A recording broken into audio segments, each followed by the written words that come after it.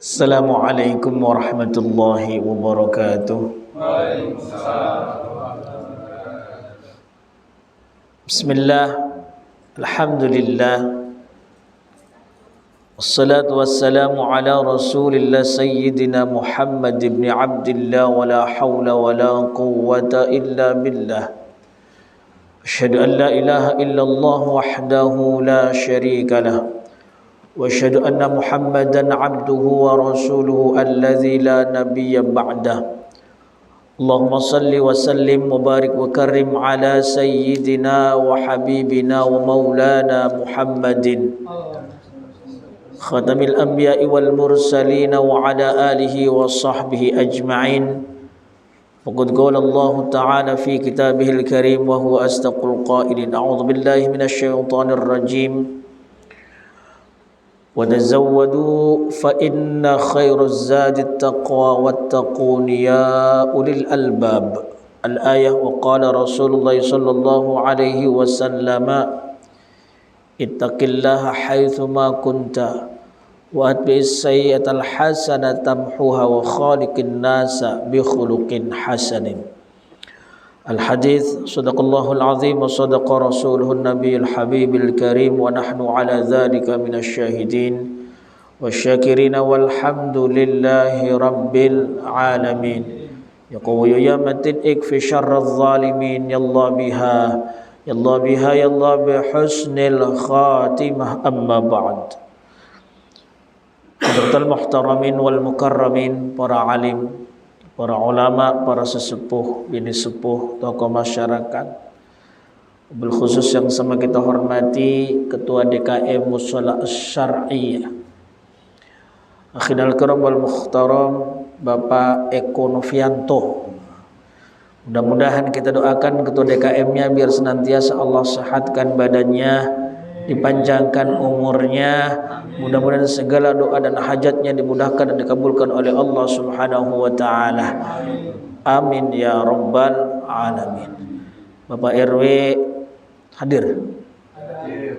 Alhamdulillah, kita doakan Bapak RW biar sehat selalu, dipanjangkan umurnya, mudah-mudahan ditambah biniknya. Ya rabbal alamin. Bapak RT atau yang mewakilinya, warganya, jamaah yang hadir pada malam hari ini, yang mungkin tidak saya sebutkan satu persatu, saya kagak kenal namanya atu-atu. Yang pastinya mudah-mudahan jamaah musalla ini yang terus istiqomah di majlis ini, saya berharap dan minta kepada Allah, mudah-mudahan semuanya biar diberikan oleh Allah Subhanahu wa taala sehat. Allah berikan kita semua keberkahan.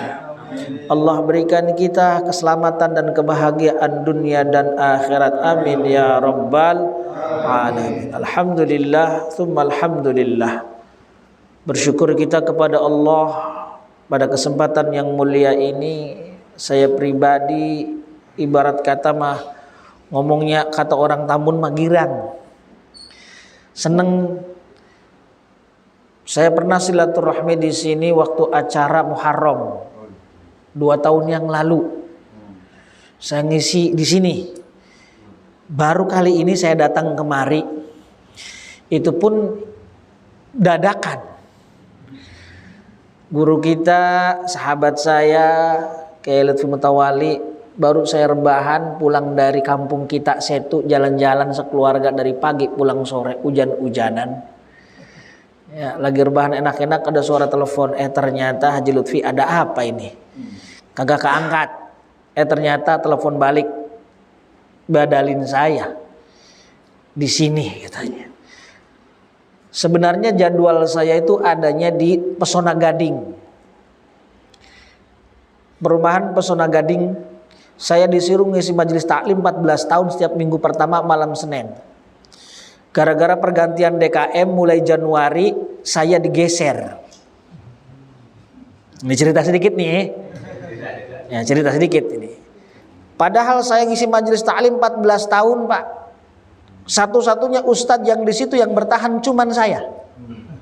14 tahun.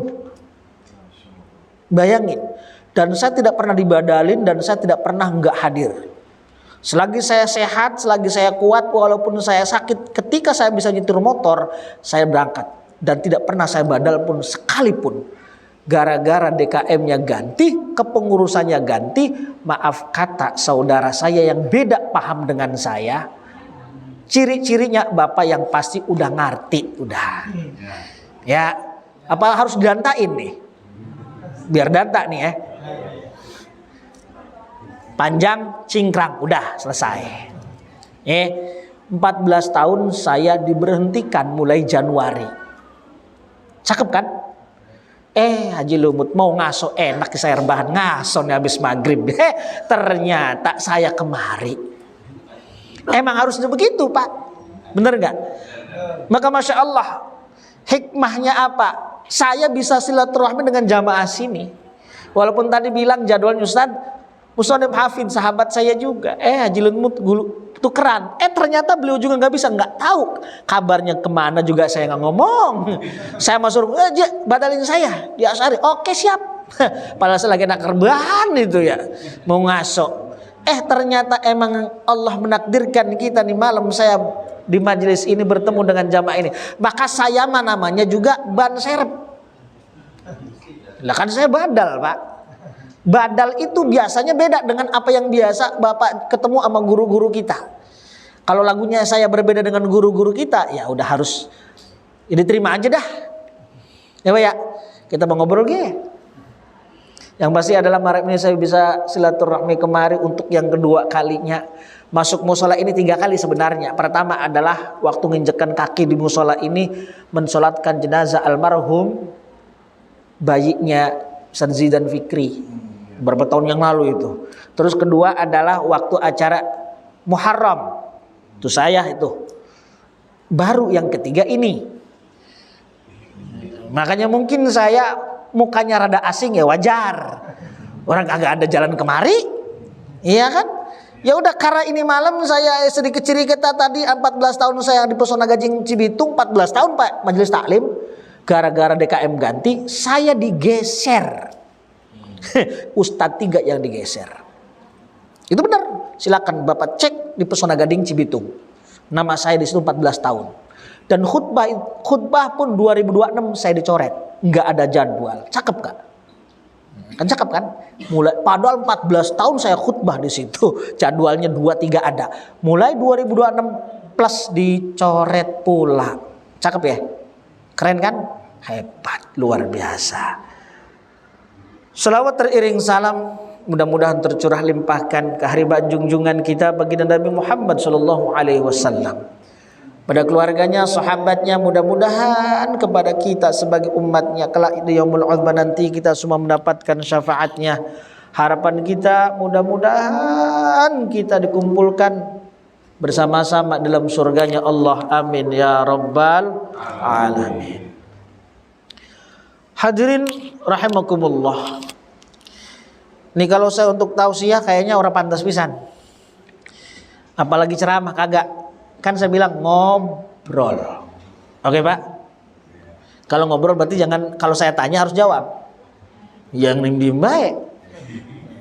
Masalahnya kalau diem baik jangannya ngantuk pulas dah kita. Ya. Kita mau ngobrol santai karena saya duduk santai itu. Nah, Pak. Cek, udah enak belum suaranya? Pas, kurang. Cek, low. Nah, rada enak kan nih. Cek, low. Dah, kedengeran? Udah ya? Udah enak Bu, kedengeran Bu? Sip. Masalah kalau nggak kedengeran kan saya lah percuma saya ngomong kalau kagak kedengeran. Lah ngapain coba? Dah. Ini berarti kan pertemuan perdana di tahun 2026 ya. Iya kan? Masya Allah luar biasa. 2026 harus lebih baik daripada hidup yang sudah kita lalui. Sebab sepanjang hidup kita berbagai macam romantika kehidupan sudah kita jalani, susah senang, sedih menderita. Itu sudah kita lalui masuki 2026, ini seyogyanya kita pertama adalah mengajak kita untuk bersyukur kepada Allah. Sebab ketika ada saudara kita yang jauh di sana tertimpa musibah dan bencana sampai saat ini belum pulih. Tapi alhamdulillah di Tambun jangan sampai adanya banjir bandang, naudzubillahimin. Insya Allah jauh dari tsunami. Banjir kali kagak ada di sini ya, nggak ada kali kan Pak ya? Ya kan? Bukit nggak ada kan? Nggak ada. Laut jauh. Pak, kadang-kadang orang ngelihat karena kita jauh dari kali, jauh dari laut, jauh dari gunung, jauh dari bukit, oh kita jumawa, merasa sombong. Tenang, woles kita mah jauh dari segala-galanya. Bang, tar dulu. Ada lagi ketika Allah sudah berkehendak, angin puting beliung. Iya kan? Lah bener Pak. Saya ngomong begitu di perumahan saya, ngomong begitu. Waktu beberapa tahun yang lalu ada banjir tuh di Tambun yang banjir segini, Tridas pun banjir mana-mana tuh. Biasa siklus 5 tahunan banjir. Bu, memang perumahan kita yang lain, saya bilang loh, tetangga-tetangga kita, perumahan kita kebanjiran. Perumahan kita nggak banjir. Jauh betul dari gunung, betul jauh dari laut. Nggak bakal kena tsunami, insya Allah. Lah ada di Muara Gembong. Emang nyampe Tambun Pak kira-kira kalau tsunami? Naudzubillahimin. Bener Pak, saya ngomong angin puting beliung. Itu di perumahan saya 28 rumah kesapu angin. Tetangga saya habis total. Saya plafonnya ebek-ebek begini. Listnya doang jatuh sekitar 1,5 meter. Tangga-tangga saya banyak tuh yang spandeknya ke bawah angin. Ketika Allah sudah berkehendak, tidak ada hal yang mustahil bagi Allah. Ketika Allah mengirimkan satu musibah dan bencana, dan itu pun kadang-kadang kita lupa bahwasanya lingkungan kita gimana caranya dijauhkan dari musibah. Nah, disitulah kita sebagai hamba Allah patutnya senantiasa muhasabah. Pergantian tahun kadang-kadang orang lupa. Itu malam pergantian tahun itu malam Pak. Kemarin pada ngapain?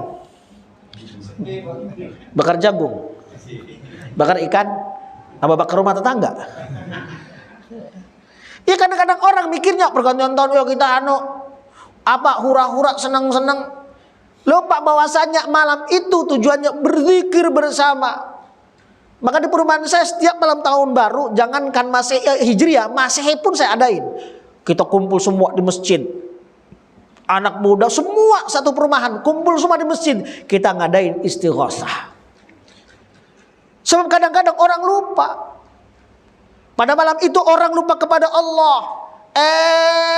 Ngebakar duit enak aja. Coba beli itu namanya kembang api satu belonjor yang sepanjang sini berapa duit tuh? Lah, goceng. Cepet-cepet. Ya, misal kata 75.000, 25.000 dari yang kecil yang suara cipek. Itu paling berapa itu? Yang kembangnya cuman ting gitu doang lah. Yang rada gede, yang panjangan mungkin rada mahal. Lah itu malam, Masya Allah Pak, manusia ke langit semua tuh. Langit dihujanin kembang api. Lah coba kalau malaikatnya dendam, bu balikin lo katanya. Lu kirim meteor gue. Nah ya kan. Coba itu. Untungnya malaikat gak kayak manusia. Manusia punya dendam, malaikat kagak. Tuh malam banyak orang niupin trompet. Tatetot. Lah coba kalau malaikat Israfil dendam juga. Iya kan? Sangka kalah tiup. Lah wassalam kita. Itu orang kadang-kadang malam itu ngebakar sesuatu yang harus dibakar, petasan terus menjadi majusi, bisa jadi. Karena apa? Menyambut datangnya tahun baru Masehi dengan sukacita, dengan gembira bahagia, lupa kepada Allah. Padahal momentum itu adalah muhasabah buat kita. Kan bicara rezeki ya Pak. Kadang-kadang orang mumpung saya lagi ada bonus. Kenapa bonusnya? Dapat gaji ke-13. Ada yang mendapat gaji 13 Pak. Kali kan orang-orang kerja di PT kan dapat gaji 13. Lumayan dah katanya, daripada duit nganggur. Mendingan kata beli petasan. Bang, masalah rezeki kita jangan berpikir rezeki itu berupa hal yang semacam itu saja. Sebab rezeki menurut Syekh Mutawalli Asy-Sya'rani di dalam kitabnya pernah menerangkan bahwasanya rezeki itu ada 4 derajat, ada 4 tingkatan. Ini saya ngomong rezeki begitu aja dah. Kita ngobrolnya rezeki ada 4 derajat. Apa yang pertama? Al-malu huwa adnad darajah. Harta itu adalah serendah-rendahnya orang mendapatkan rezeki. Pak, udah bilang kalau ditanya jawab, udah diem-diem baik. Pak, kira-kira Bapak punya banda? Ini jawabnya kayak kurang anu banget, ini kurang percaya ini. Punya banda enggak? Punya rumah punya? Punya motor punya? Berarti kan punya banda. Mobil punya mobil? Alhamdulillah walaupun masih dit ya. Ya kan belum kes belum kan? Masih dit berapa tahun? 5 tahun. Baru jalan setahun ini udah ngap-ngapan sekarang gitu. Katanya angsurannya udah kurang duitnya. Orang itu berpikir rezeki itu hanya sekedar harta. Padahal harta sendiri gimana cara orang berlomba-lomba mengumpulkan harta. Oh, dibilang orang kaya, dibilang orang sukses, dibilang sultan. Orang itu mengumpulkan harta dengan berbagai macam cara, nggak peduli halal dan haram. Ya buktinya Pak, pemimpin kita OTT. Ya, saya nggak usah sebut nama, nggak boleh. Pemimpin kita OTT, plus sama bapaknya. Orang nanggung-nanggung, double. Ya Allah ya Rahman. Coba, padahal Pak, saya mau nanya, banyakan bapak apa banyakan ono? Bandanya? Banyakan ono kan? Ono anak MM-an ya. Lah kita M-nya ember. Ono M, Masya Allah kalau dilihat, rumahnya satu kompleks, 1, 2, 3, 4, 5, 6, udah kayak klaster, keren banget kan? Satu keluarga. Ini kalau saya ngomong paham nggak? Paham kan? Lah masa pemimpin kita kagak kenal? Lah bapak yang milih kayaknya mah ini. Nah, ketahuan milih kayaknya mah ini. Saya mah enggak. Alhamdulillah milih dia. Tuh kalau orang model-model faham tentang bagaimana ada tanggung jawab dunia dan akhirat, nggak bakalan Pak, nggak bakalan. Orang ngumpulin harta, dikumpulin, ternyata masuk ke pesantren. Itu bandar diapain? Coba itu. Padahal kata baginda kita Nabi Muhammad SAW dalam hadisnya, sayati zamanun ala ummati yuhibbuna khamsan wa yunsawna khamsan. Akan datang terhadap umatku. Ini sayati ini Pak, kalau kita ngomong bahasa Arab itu adalah fiilnya fiil mudhari'. Fiil mudhari' itu ada 2 zaman, ada hal dan istiqbal, ada istimrar. Atayati, sayati zamanun, akan datang sekarang atau terus menerus umatku mencintai 5 perkara dan lupa akan 5 perkara. Di antaranya apa? Sebutkan Nabi Muhammad SAW, yuhibbunal mala wa yunsawnal hisaba. Mereka cinta harta tapi lupa akan perhitungan. Nih Pak, kita banda model segini yang kita punya aja, nanti sama malaikat di akhirat ditanyain, banda lu dari mana dan dikemanakan. Banda yang sedikit saja Pak, pasti ditanya sama Allah. Apalagi banda itu boleh korupsi. Itu lebih.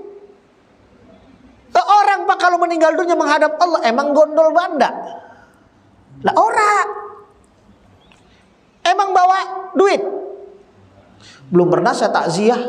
Ya, terus takziah pas kain kafan nih, dibungkus nih, ada kantong Doraemonnya nggak ada. Pernah nggak? Pernah nggak? Orang kaya mati bawa kain kafan. Rakyat jelata yang nggak punya apa-apa tetap meninggal bawa kain kafan. Nggak bupati, nggak gubernur, nggak presiden mati tetap bawa kain. Dan juga tidak ada namanya embel-embel belakang ataupun depan, nggak ada. Tetap namanya almarhum. Banda dunia kagak dibawa mati, tapi banda yang ada di dunia pasti dimintai pertanggungjawaban di hadapan Allah. Rezeki itu bukan berupa harta saja. Ini kadang-kadang orang kan kalau udah dapat harta banyak, kalau udah dapat pangkat tinggi, kalau dapat namanya kedudukan yang enak, yang empuk, yang indah, itu rasanya itulah rezeki yang paling tertinggi. Padahal menurut Syekh Mutawalli Sya'rani adalah harta itu serendah-rendahnya orang mendapatkan rezeki. Makanya harta nggak usah dijadiin sombong. Tapi orang zaman sekarang kadang-kadang kalau udah kaya sombong. Ya, belagu. Kata Bang Madra, sombong amat. Ya kan? Pantas gua sombong, gua kaya. Lu sombong, miskin. Udah miskin sombong. Jelek lagi. Kira-kira apa yang diandelin? Orang zaman sekarang susah dalam membedakan mana kaya, mana miskin. Miskin sombong, kaya lebih. Nah, mau jadi apa, Bang? Ya, Pak ya.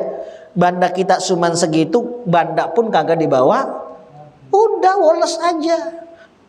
Maka salah satu daripada yang merusak amalan-amalan manusia, yang bisa merusak tatanan kita berbangsa dan bernegara, orang itu kebanyakan hubbud dunya, cinta terhadap dunia. Ini lebih bahaya. Cinta dunia, takut mati, lebih bahagia lagi. Bahaya lagi ini, Pak. Orang zaman sekarang gimana caranya mengejar dunia? Dia kumpulin tuh banda, kumpulin harta, kumpulin, mati. Kagak digondol. Ya. Udah kita gimana caranya? Kumpulkan harta kita, tapi harta kita untuk menyertai kita sampai kapan? Sampai mati. Dengan cara kita amal sedekah jariah. Itu yang paling penting sebenarnya. Dah, rezeki tuh. Berarti rezeki tingkatannya yang pertama adalah harta, serendah-rendahnya orang yang mendapatkan rezeki. Yang kedua, wal afiyatu a'lad darajah. Sehat, waras. Jadi wong Jawa mah waras. Ya, jadi wong Jawa apalagi ngomong ke Tegal waras nyong. Lah waras nyonge waras lah. Lah waras masalah edan nyonge lah kepriben kon lah. Si ngomongnya kayak kue. Jarong Brebes ngomongnya kayak konon. Ngomong Brebes. Ya, wong Brebes Tegal pada bae ngomongnya kayak kue. Wis pada bae nyonge. Lah durung mangannya kencot. Wong Tegal Brebes. Daerah sono. Iya, Purwokerto. Saya kan dulu waktu di pesantren banyak temen, Pak, berbagai macam dari daerah-daerah. Lebih-lebih saya waktu pesantren di Jawa Timur, saya lebih senang dengan berbagai macam daerah. Saya asramanya dari lintas provinsi. Nggak mau kumpul dengan satu kelompok, satu suku, nggak mau. Saya satu asrama dengan orang Brebes, Tegal, Pemalang, ya, terus orang Cilacap, Jawa Tengahnya Kudus, Demak, Jawa Timurnya seluruh hampir Jawa Timur. Jawa Barat saya nggak mau. Orang sendiri Jawa Barat mah. Kumpul dengan orang-orang Sumatera, Kalimantan, itu asramanya saya banyak belajar bahasa. Padahal aslinya orang Indramayu saya, Pak. Saya Indramayu aslinya, Pak. Asli lahir Indramayu, gede di Indramayu tapi gede di Cirebon, terus pindah ke Jawa Timur pesantrennya. Jadi kadang-kadang emang bahasa saya ngerti ngomong bahasa Tegal, bahasa Brebes karena kanca-kancaku akeh wong Tegal wong Brebes. Lah biasa ngomong karo nyong lah kepriben. Wes. Lanjut maning. Keloro de kedua ngomong bahasa Jawa jadinya. Yang kedua, menurut Syekh Mutawal Asy'arani apa? Sehat itu adalah setinggi-tingginya orang mendapatkan rezeki. Saat ini kita sehat, alhamdulillah. Masya Allah, Pak, sehat itu mahal. Bapak punya BPJS? Punya. Ini kalau BPJS-nya dipakai terus enak nggak? Jarang. Buat ngapa? Kontrol. Buat absen doang. Pak, orang mungkin ada kadang-kadang dalam diri kita, saya mau punya BPJS, tenang di cover BPJS, sugestinya pengen sakit, jangan. Punya BPJS, na'udzubillah min dzalik, jangan sampai dipakai seumur hidup saya. Kalau seandainya mati aja udah gitu. Ya jangan nyusahin maksudnya. Masalah mati emang urusan Allah. Rezeki yang paling tinggi tingkatannya adalah rezeki sehat. Betapa banyaknya orang kaya tapi tidak bisa membeli kesehatan. Maaf sedikit cerita dulu. Zaman sebelum bupati yang ini, ya, PJ. Sebelumnya kan ada. Iya kan? Tergantung apa? Karena Maikarta. Gue sebutin, masuk pesantren itu kan? Iya kan? Yang perempuan. Tahu udah gue sebutin. Kan wakilnya, ini kan abangnya yang ini nih wakil nih, ya kan? Dia kalau pengen tahu nih bisa saya kasih tahu nih, Pak. Nah dulu kan orang kaya tuh. Ya. Tuh, kena COVID. Padahal kan masuk rumah sakit itu hebat tuh, mahal. Tetep, Pak, mati. Iya. Ya kalau meninggal ya meninggal dah. Mati bahasa Arab. Sembarangan. Dalam Al-Quran nggak ada meninggal, nggak ada bahasa meninggal. Kita kalau sholat inna salati wa nusuki wa mahyaya wa mamati, nggak ada inna salati wa nusuki wa mahyaya wa meninggali, nggak ada. Mati itu bahasa Arab. Kadang protes mulu. Mati itu bahasa Arab, Pak. Ya, cuma kadang-kadang memang, tapi nggak pantas juga kalau pengumuman. Nggak pantas, Pak, nggak pantas. Ustaz ngumumin innalillahi wa inna ilaihi raji'un telah mati. Enak nggak? Enak. Siapa ngumumin? Pak RW. Gue samur geledek RW. Lah ngumumin, masa orang meninggal ngomong, ya pantas nggak Pak kira-kira? Tapi bahasa Arab. Walaupun bahasa Arab memang tidak pantas karena memang nggak umum. Padahal bahasa Arab, ya coba aja Bapak sekali kalau ngumumin Assalamualaikum warahmatullahi wabarakatuh. Ya innalillahi wa inna ilaihi raji'un telah mati. Kalau telah mati kan kayak ayam ya. Kesannya astagfirullahaladzim, siapa lagi ngumumin katanya? Kan telah berpulang ke rahmatullah, pantasnya ya. Lah saya pernah Pak, ada orang Batak meninggal, non muslim, bingung saya. Asli saya bingung. Disuruh ngumumin di musola. Saat umumin, saya bingung ya. Masa ngomong innalillahi wa inna ilaihi raji'un ya? Ya kan? Terus telah berpulang ke rahmatullah, ya nggak mungkin juga kan? Kan beda aliran, belum login masalahnya. Iya nggak? Saya bingung Pak. Telah pulang ke rumah Bapak, ya bingung juga nyasar kemana itu orang. Ya bingung saya, beneran Pak, asli itu pernah. Coba pernah nggak ngumumin begitu? Belum pernah kan? Nah makanya nih sharing dulu nih, jangan sampai terjadi hal semacam ini. Ya udah saya bingung ya. Udahlah, ya biasa aja. Ya semuanya kan makhluk Allah.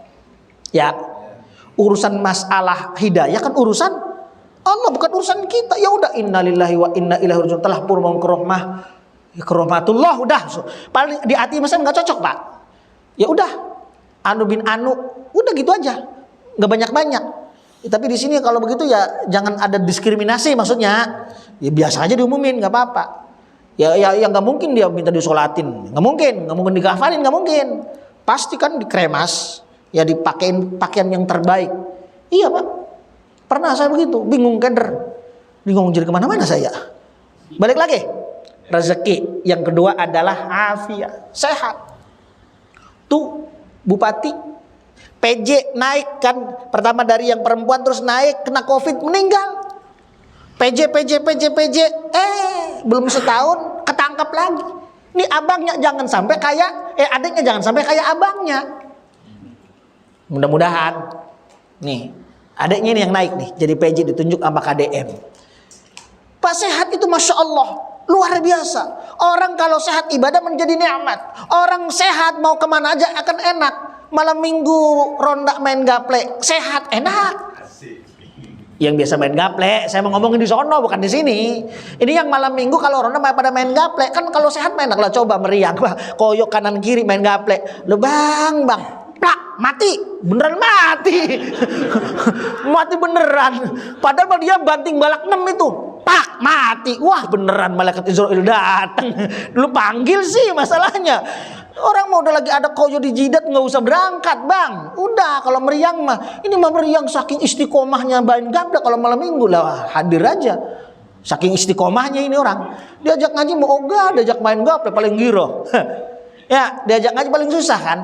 Ini orang-orang model begini ada lagi nih yang akan merusak tatanan bangsa dan bernegara. Diajak begadang seneng ngaji lah ogah. Coba bang kita bakar-bakar malam mingguan gasken. Udah orang model begini kan asik jadinya ya. Makanya Masya Allah hamba Allah itu kadang-kadang ya lucu lah dunia ini. Maka bersyukurlah kita menjadi hamba Allah yang sehat. Bersyukurlah menjadi hamba Allah yang sempat. Maka kata Nabi ni'matani, ada 2 kenikmatan yang diidam-idamkan seluruh umat manusia, as-sihat wal faragh. Apa itu? Sehat dan sempat. Orang sehat tapi nggak sempat nggak bakal hadir bang. Orang sehat nggak sempat hadir nggak? Orang nggak sempat nggak sehat. Diinfus, udah pasti dah nggak percaya. Orang nggak sehat nggak sempat hadir nggak? Nggak bakalan. Maka kita ini malam ini bersyukur sama Allah, kita sehat, kita sehingga kita duduk di majelis. Walaupun yang duduk di sini bukan guru tetap, ban serep. Ya ban serep ya kadang-kadang yang bocor ya rada gompel-gompel dikit, bannya bopeng-bopeng ya wajar. Saya makan bukan tausiah, bukan ceramah, ngobrol. Makanya duduk santai, enak banget ini empuk Pak, betah saya. Enak bener nih. Ya, ban serep. Ya ban serep biasanya kan digantungin, ya. Tahu kan ban serep? Itu kadang kesembunyiin Pak. Ya Allah, itu kalau ada doang. Kalau ban bocor, ban pecah, itu darurat. Kalau kagak mau lupa dianggurin bertahun-tahun. Ya begitulah. Maka rahimakumullah. Yang ketiga, bisa berapa menit lagi? Kelamaan ya. Dah, yang ketiga, masalahnya Pak, semalam di beberapa tempat saya masuk tenggorokan ngomong mulu ini. Biasa kalau malam minggu mah kebanyakan begitulah. Dari habis asar, habis maghrib, habis isya, pulang-pulang jam 12 malam, besok numpuk di rumah. Belum habis itu besok. Oh no. Pantesan jam 7 lebih atuh bae enggak nambah-nambah. Oh no ya. Ya, berapa menit lagi berarti? 18 menit. Maksudnya biar cukup kan ada 4 tadi, baru 2. Yang ketiga, apa rezeki yang paling utama adalah waslahul ibnah. Allah kasih kita keturunan yang saleh dan salehah, itu adalah rezeki yang paling utama.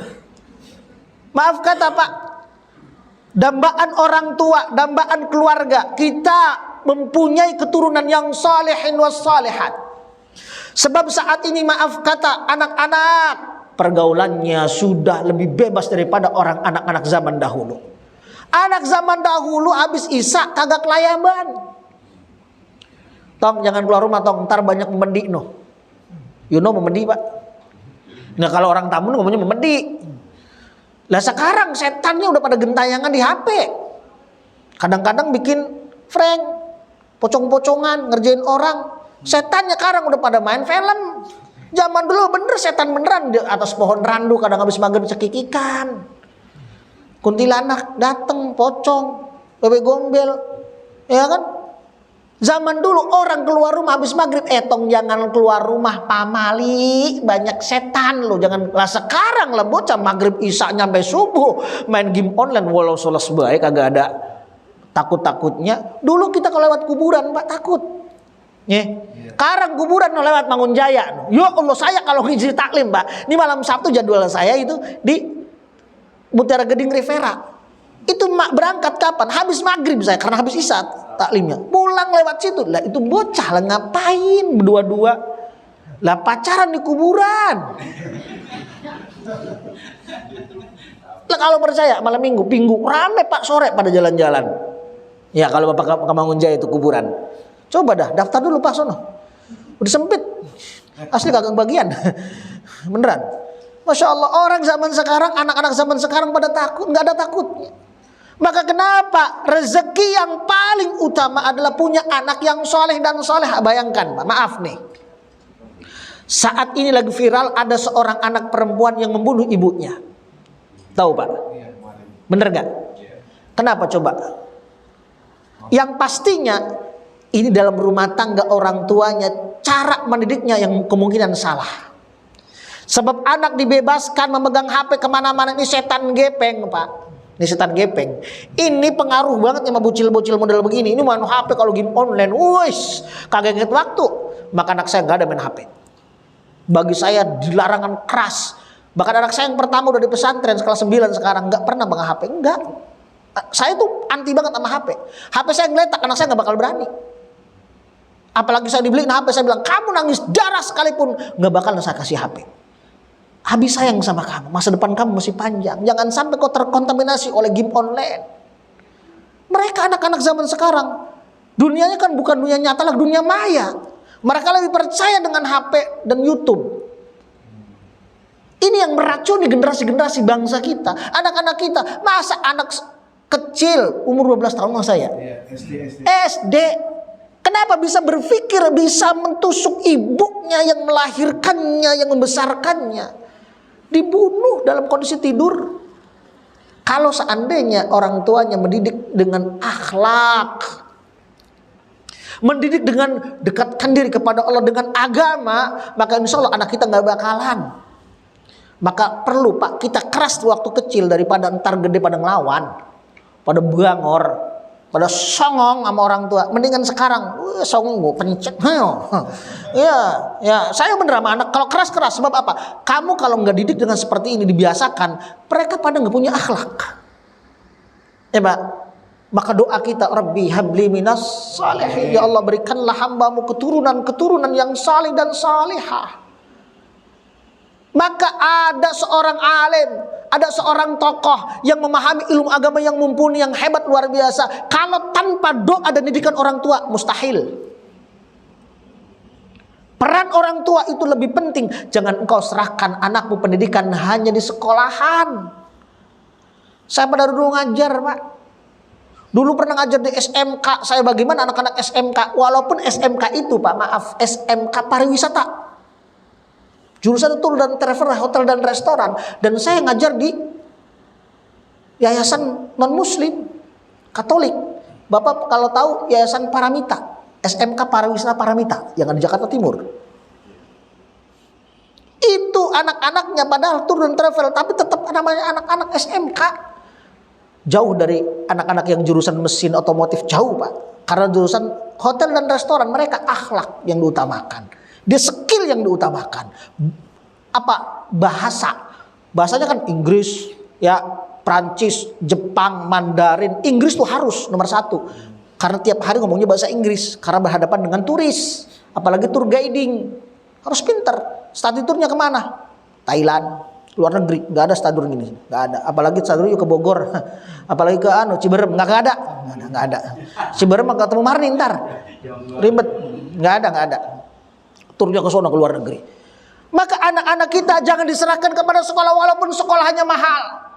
Bayangin Pak, saya sampai saat ini ngajar satu kelas bisa kata ada 30 siswa dan siswi. Di situ apakah bisa satu-satu kita terapkan bagaimana tata cara kita memberikan edukasi, memberikan ilmu? Tidak mungkin Pak, anak kita terjamin pendidikan kita walaupun bayarnya mahal. Apalagi maaf di sekolah negeri yang satu kelas 40. Sekarang negeri masuk semua SMP udah kagak muat.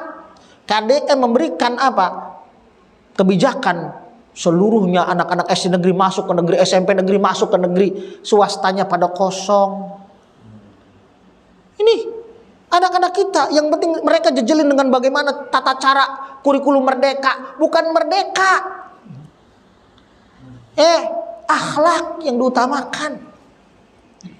Sebab kalau akhlak anak-anak kita sama orang tua, Masya Allah ngomongnya sopan, attitude-nya baik. Bagaimana kalau jalan di hadapan orang yang lebih tua dengan bahasa permisi. Ini kan anak-anak kita kadang-kadang modelnya anak kecil nih lagi sholat, pecicilan. Ya namanya bocah Pak. Ya kalau bocahnya udah tua pecicilannya lah ini baru selengkat kakinya. Ya kalau bocah segini mah pecicilan wajar. Aki-aki pecicilan. Ya Pak. Ada nggak aki-aki pecicilan? Ya Pak, Bapak punya mobil akinya soak. Kira-kira bisa starter nggak? Nah aki satu aja ribet, apalagi akinya double. Aki-aki soak lah rada ribet Pak. Bener gak percaya ada aki-aki soak dah rada ribet Pak, beneran. Aki satu aja ribet apalagi double. Ya bukan aki-aki sono Pak di sini. Untung aki-akinya gede sama Ustaz Dono katanya. Ngomongin gua aki-aki katanya. Aki-aki biasanya kadang-kadang baperan Pak. Yang belah sono purikan biasanya. Enggak, di sini mah alhamdulillah istiqomah ngaji, istiqomah di majelis taklim. Makanya bersyukur udah aki-aki masih sehat, alhamdulillah. Belum tentu hidup saya sampai aki-aki, belum tentu. Aki-aki pernah muda, yang muda belum pernah jadi aki-aki. Maka aki bersyukur ya Ki ya. Iya aja. Bersyukur. Iya emang bener ya. Lah kan dulu kan alirannya masih satu. Pas buka peci, masih hitam lah karang. Ada 2 warna, bahkan 3 warna rambutnya. Iya kan? Kadang-kadang udah punya rambut, kebanyakan pikiran. Ya, rontok semua dah. Semua bulu pada rontok, apalagi yang bulu paling ono nah, rontoknya lebih cepat. Jadi ngomongin bulu ini.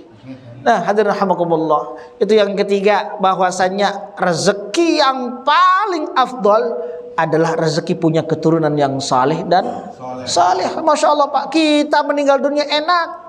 Karena ada anak-anak kita yang dulu diajarkan bagaimana cara baca Al-Quran, bagaimana akhlaknya, baktinya terhadap orang tua. Bukan hanya orang tua masih hidup, ketika orang tua sudah meninggal pun tetap dia berbakti terhadap orang tuanya. Orang tuanya nggak ada, tetap kirimkan doa, kirimkan baca Al-Quran, kiriman apapun, bentuk-bentuk kiriman yang lain, sedekah niatkan kepada almarhum almarhumah. Itu kan anak yang berbakti. Orang tua masih ada, masih hidup, sampai orang tua sudah tiada pun mereka tetap menjadi anak yang berbakti terhadap kedua orang tuanya. Inilah anak yang saleh dan salihah. Ini kadang-kadang ya, dulunya emang bocahnya rada bangor, disuruh ngaji dari rumah berangkat nyampe musola kagak. Tahu-tahu absen 30 hari loh, alpa semua lapor ustaznya, "Bu, anak ibu kagak masuk-masuk ngaji." Wah, yang bener. Ini 1 bulan nggak pernah datang ke masjid, ke musola, ke TPK. Anak saya berangkat. Ini cerita apa? Lah, bener nih Pak.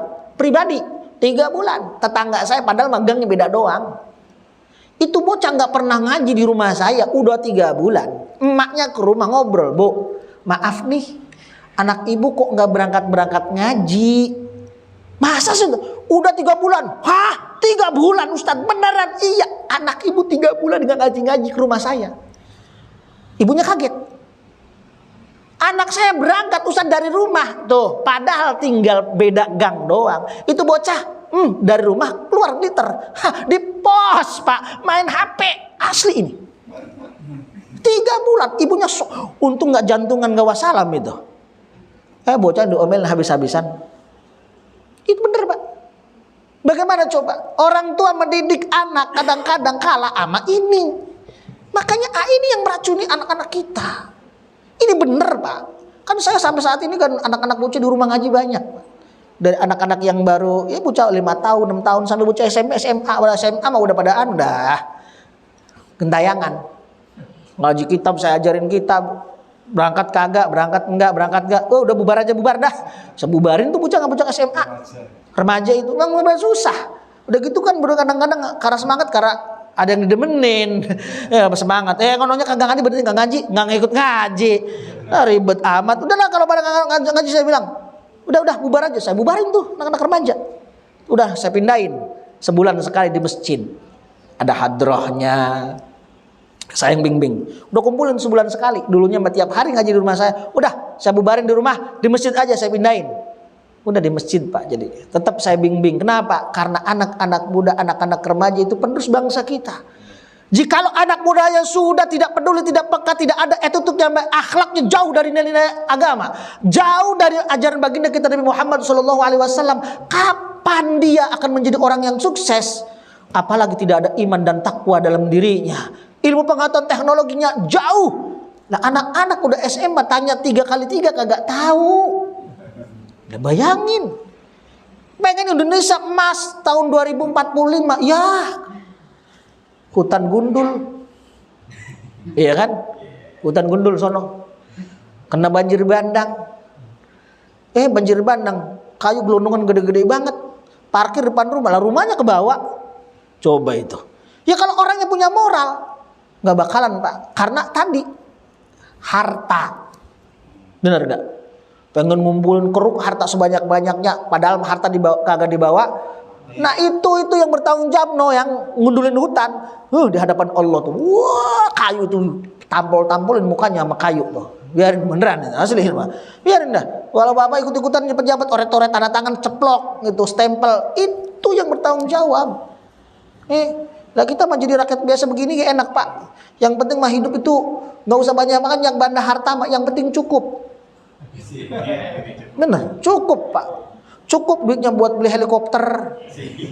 Ya kan? Cukup duitnya buat beli jet pribadi. Cukup buat ke Eropa duitnya ada. Kan enak ya. Mau apa lagi coba? Bini ada, cantik, anak soleh-solehah. Duitnya cukup, udah. Gak usah neko-neko Pak. Hidup di dunia nikmat bahagia, mati masuk surga. Apa yang didambain kita? Sa'idun fid dunya wa sa'idun fil akhirah. Bahagia dunia, akhirat lebih Bahagia orang jadi pejabat, lu pejabat tinggi, jenderal-jenderal bintang 7 ge puyer-puyer dah. Ya, tapi matinya suul khotimah, percuma, masuk neraka. Ya, dan yang terakhir, udah mau isya nih, isya. Yang terakhir nih, yang keempat, waridha rabbil alamin fahuwa tamam. Ridhonya Allah Subhanahu wa taala ada rezeki yang paling sempurna. Apa yang kita cari, Bang, di dunia? Ridho Allah. Kau jadi apa, jadi pejabat, kalau Allah udah ridho gampang, enak. Tapi susah kalau jadi pejabat yang amanah. Kau jadi RW, silakan kau jadi RW, yang bener, biasa warga mah tukang ngomongin lu, udah biasa dari dulu emang begitu warga. Pecat-pecatin jadi warga. Ya, kadang-kadang kalau mau ada perlunya aja, padahal ngasih rokok kagak, ngasih kopi ora. Ya ngomongin baik lah, gaji cuma 1 juta. Iya kan? Lah kasihan lah Sumber Jaya itu. PJ 3 kali duitnya dikorupsi. Lah RW pada teriak, kagak digaji-gaji setahun lebih. RT teriak kagak digaji-gaji setahun lebih. Lah duitnya mana? Lah kalau ada lah beneran.